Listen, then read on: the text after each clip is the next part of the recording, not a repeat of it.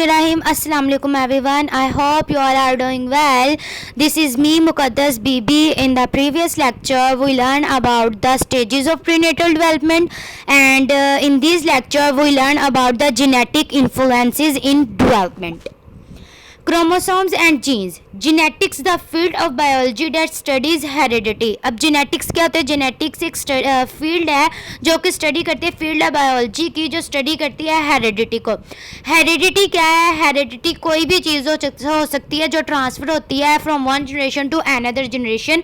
जो विरासत जो हमें अपनी विरासत पेरेंट से ऑफस्प्रिंग में आती है उसे हम कहते हैं हेरिडिटी. वो कोई फिजिकल ट्रेड भी हो सकता है, कोई साइकोलॉजिकल ट्रेड भी हो सकता है, वो कोई भी चीज़ हो सकती है, वो आईक्यू लेवल भी हो सकता है, कोई भी चीज़ हो सकती है. और ये जेनेटिक्स है जो से हेरिडिटी है वो फंडामेंटल होते हैं इन the transmission of physical traits. Physical traits के हेयर कलर क्या होगा, हाइट कितनी होगी, फैटनेस कितनी होगी, वेट कितना होगा, कलर फेस की शेप किस तरह की होगी, ये सारी चीज़ें फिजिकल ट्रेड्स में आती हैं. और फिजिकल ट्रेड्स हैं ये सिमिलर होते हैं पेरेंट्स से चिल्ड्रन के. एंड ऑल्सो प्ले करती है role in the psychological traits. Psychological traits में भी इंपॉर्टेंट रोल प्ले करती हैं हेरिडिटी के. आईक्यू लेवल कैसा होगा, उनके कोग्निटिव एबिलिटीज़ कैसी होंगी और थिंकिंग लेवल कैसा होगा. फिज़िकल ट्रेड्स डिपेंड करते हैं सिचुएशन पे कि कौन कौन से फिज़िकल ट्रेड्स हैं और पेरेंट्स से ऑफस्प्रिंग में ट्रांसफ़र हो रहे हैं. कभी कभार बहुत ज़्यादा सिमिलर होते हैं जो से ऑफस्प्रिंग होते हैं पेरेंट्स से, और कभी कभार नहीं होते. ये डिपेंड करता है हेरिडिटी मटेरियल पे. फिर क्रोमोसोम्स रोड शेप स्ट्रक्चर्स होते हैं जो कंपोज करते हैं जीन्स पे, और जीन्स है वो पाई जाती हैं न्यूक्लियाई ऑफ द सेल पे. जीन, अब जीन क्या होती है? The basic unit of the heredity composed of DNA. Polygenic resulting from many genes. Poly mean many and genic mean genes. And deoxyribonucleic acid, genetic material that takes the form of double helix composed of phosphate, sugars and bases. DNA जो सा वो compose करता है sugar पे, phosphate पे और basis पे, और ये एक डबल हेलिक्स स्ट्रक्चर होता है. ये वेरी इंपॉर्टेंट रोल प्ले करता है in the transmission of traits and characteristics from one generation to another generation. और ये हेल्प करता है जीन्स की और हेरिडिटी की.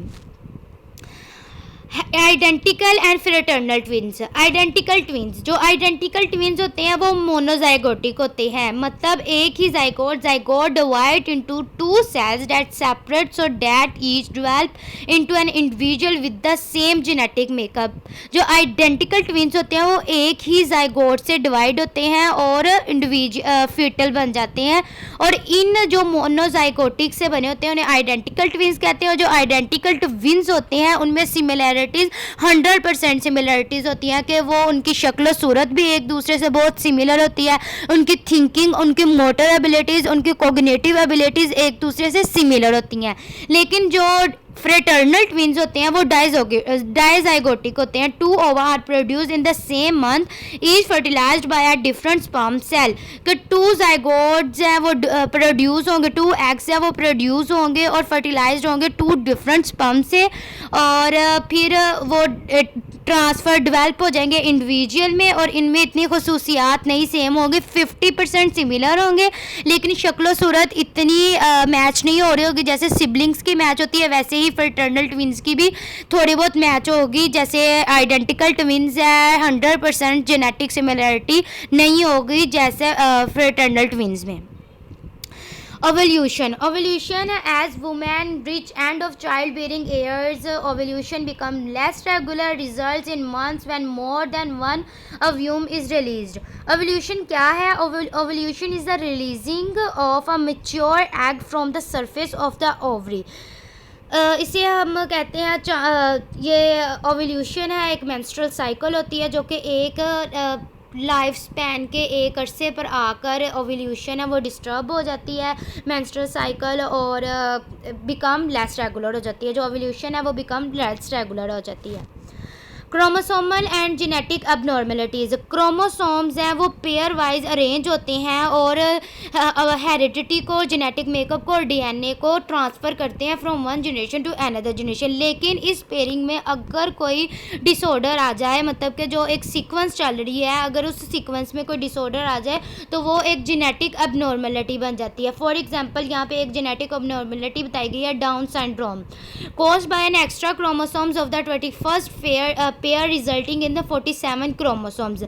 46 क्रोमोसोम्स होते हैं, 46 क्रोमोसोम्स होते हैं इन नॉर्मल इंडिविजुअल में, लेकिन जिनको डाउन सिंड्रोम होता है उनमें 47 क्रोमोसोम्स हो जाते हैं, मतलब कि 21st पेयर ऑफ क्रोमोसोम की वजह से डाउन सिंड्रोम हो जाता है फीटल के अंदर।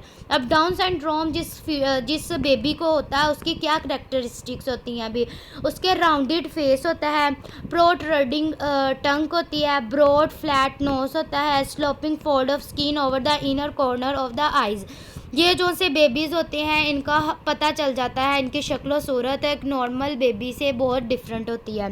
Show defects in cognitive development and motor development, जो बच्चे डाउन सिंड्रोम जिनको जेनेटिक प्रॉब्लम अबनॉर्मलिटी होगी डाउन सिंड्रोम, उनकी कोग्निटिव एबिलिटीज़ भी इतनी फास्ट नहीं होंगी, इतनी शार्प नहीं होंगी जितनी एक नॉर्मल बेबी की होंगी, और उसके अलावा मोटर डेवलपमेंट भी उतनी अच्छे तरीके से नहीं होगी जितनी नॉर्मल चाइल्ड की या नॉर्मल बेबी की होती है।